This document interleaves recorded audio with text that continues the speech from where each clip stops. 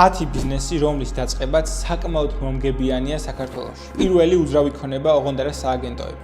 არამედ დეველოპერული კომპანიები, ბევრი აშენებს უხარისხო კორპუსებს და თუ თავი შეყავი გამოირჩი, ადგილსაც დაიმკვიდრებ.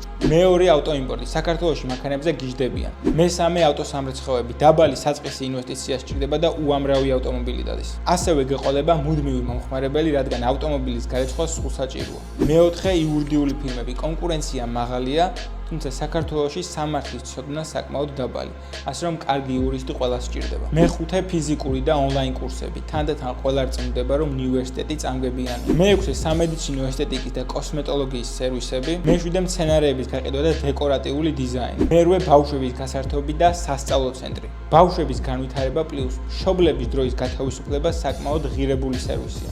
მეცხრე ჯანსაღი კვება, უფრო და უფრო პოპულარული ხდება და ცოტა კომპანია, ვინც ჯანსაღ საკვებს შესთავაზებს მისაღებ ფასში. მეათე სოფლის ტურიზმი, აგროტურიზმი. ქართველებს და ტურისტებს უყვართ სოფლის გამოცდილება. ბიოპროდუქტები, მარნები და ბუნებრივი გარემო. შენ რა ბიზნეს გამოარჩევდი, დაწერე კომენტარებში.